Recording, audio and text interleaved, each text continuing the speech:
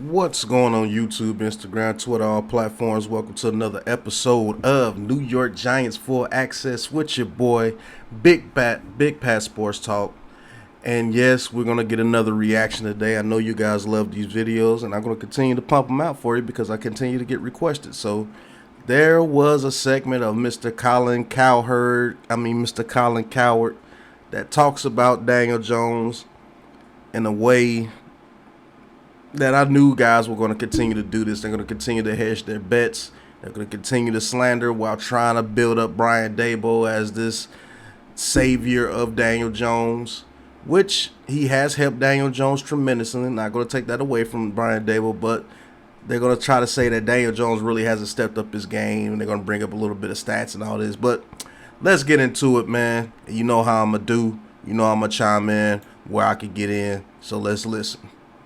Let's say your kid's really struggling in school, and so you're like, okay, I'm going to get him the best tutor possible. He's failing.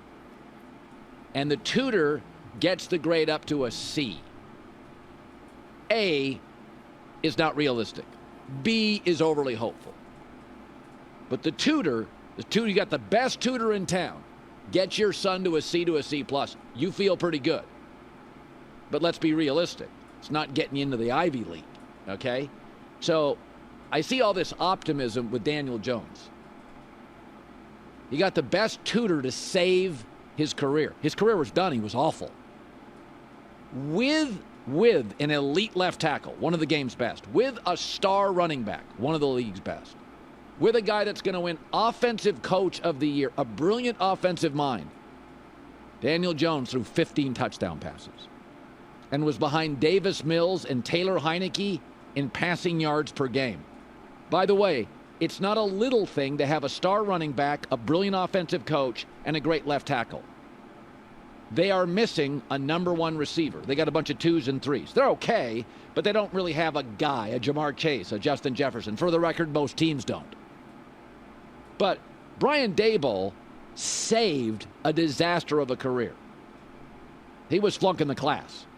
So let me go on just by that little segment there. What he's doing is he's saying that Daniel Jones has had a great addition to the coaching staff and Brian Daboll, which is true.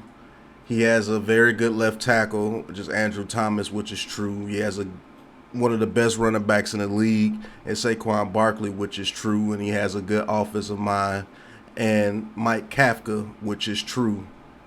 And he only put up 15 touchdowns as far as passing. Now, that's how they paint the picture to make Daniel Jones look like absolute dog water. But they forget to mention the 700 yards rushing that he had to put up this year, and the other 7 touchdowns that he got rushing this year. And they forget to mention that when we're in the red zone, we run the ball tremendously. We are one of the top teams as far as rushing touchdowns this year because we don't pass the ball that much in the red zone. Also, he mentioned left tackle Andrew Thomas. Great. But he doesn't mention Feliciano giving up pressures, Glowinski giving up pressures, Nick Gates giving up pressures at left guard when Ben Bredesen got hurt, Evan Neal giving up pressures when he's in there and he got hurt. He forgets to mention that the offensive line has been in shambles almost all year long as far as giving up pressure. He's one of the most hit and pressure quarterbacks in the league. And he seems to forget that Daniel Jones has been playing with a receiving core that is not up to par with every team in the league just about. He's forgetting to mention that this is Daniel Jones' first year in this system. And he's forgetting to mention that the things that Daniel Jones has absolutely corrected. Oh, he only didn't turn over the ball. No, this dude's pocket presence has gotten tremendous. This dude has turned into a weapon. This dude has turned into what real defensive coordinators and real coaches are saying. We have to stop that guy in order to stop the Giants.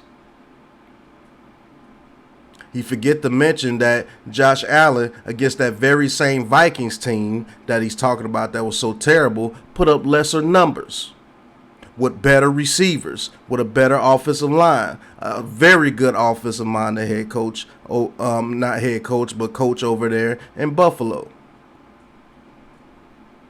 See, this is how you still get the trash Daniel Jones while hedging your bet and saying Brian Daboll is the greatest.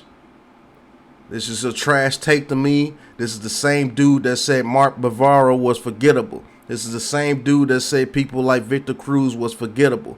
People like Hakeem Nicks was forgettable. People like Plexico Burrs was forgettable. Same dude. But let's get into it, man. Let's get back into it, man. It's interesting. What did Daboll do with Daniel Jones? He clearly doesn't think he's a dynamic passer. How do I know that? Because what he really did was clean up all of his god-awful mistakes and asked him to run more. If you think somebody's got a great arm, you let him throw 42 times. BS. You run the plays according to the team and according to the scheme and according to the game plan of that game. Look it up, Mr. Cowherd. Most teams win where they're throwing for under 30 passes and running the ball and no turnovers. That's exactly what Daniel Jones has been doing. Do you think Daniel Jones would have threw for more than 15 touchdowns if we were pass happy in the red zone? Instead of the coach being smart, knowing that the run game was going to be a little bit better in the red zone because we don't have the weapons to throw it all over the field, sir?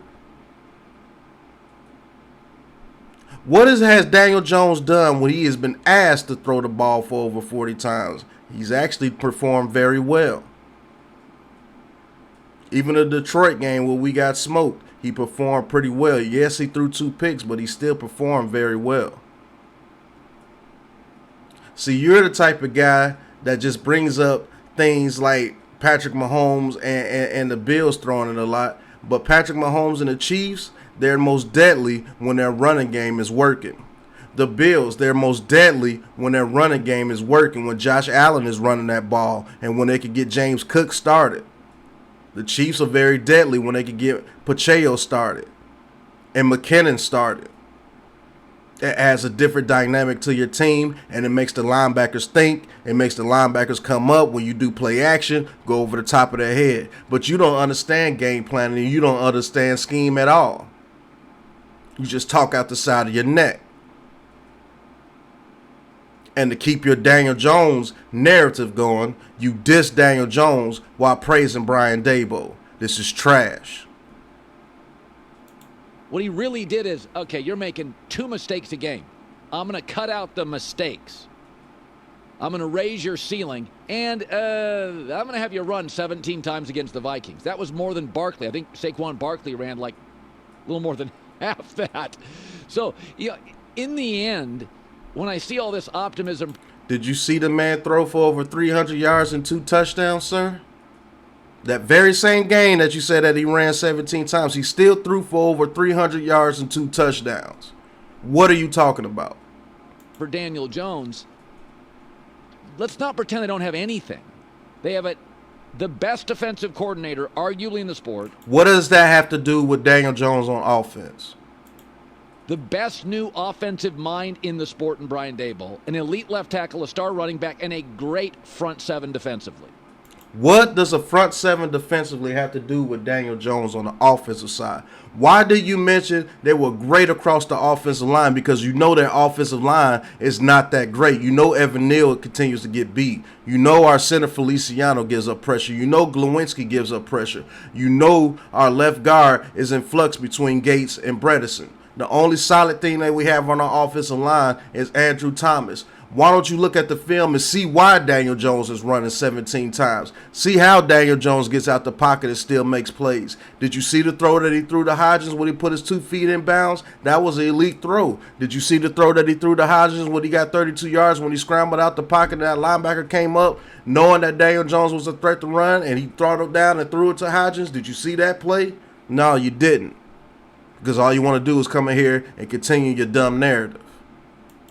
Like, he doesn't have to win shootouts. And with that, they had 9 close wins. Did we not just win basically almost a shootout against the Vikings 31-24 because Daniel Jones kept scoring after score after score after score after score? What are you watching, sir? Wins and 1 blowout win. So the margin for the Giants And I think you would admit, if they got a number one receiver, next year most Giant fans would be like, that's the missing piece. They're not a team without, they need another corner, they need a star receiver. I'd like to see him go get like a top center in the free agent market. But this idea is Brian Daboll saved a bust.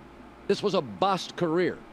And I think Daniel Jones, in fact, if you really go, I went and looked at the numbers this morning. It's not like he's consistently good against bad defenses. He was good twice against the Vikings, but once against the Lions, he wasn't very good. He wasn't very good against Seattle's defense. So he's not even at the point that he's consistently excellent against bad defenses. He was really solid against the Vikings twice and once against the Lions. So can you be optimistic? Yes. So just solid against the Vikings, but he said he made history. He made history against the Vikings in the playoff game, in the wild card game. His very first playoff game, he makes history, but he was just solid. Did you see that man play that game? Like, seriously, man, what do these dudes be doing, bro? Yes. But we do know something to be true. Every year, 7 teams that make the playoffs don't. 2 of the teams I would cancel next year, who won the most close games? Giants and Vikings. History tells you you don't win 9 close games next year.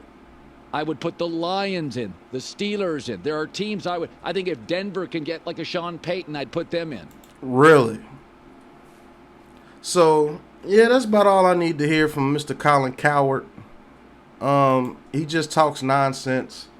Basically, he's saying that we're not going to make the playoffs next year with Daniel Jones at quarterback. He's saying Daniel Jones is a C- quarterback. He'll never be able to get up to a B or to an A.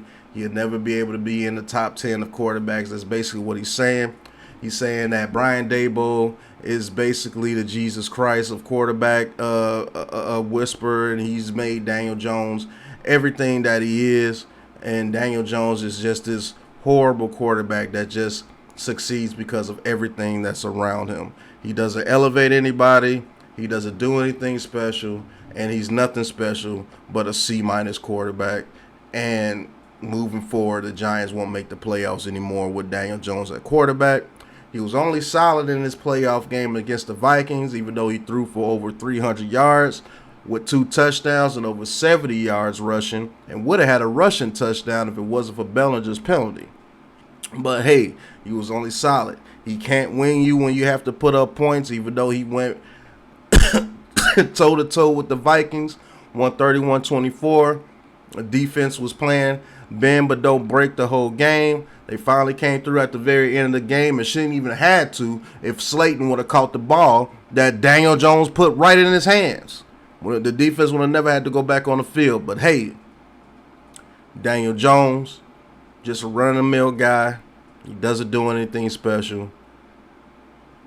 And he basically still sucks, according to this guy.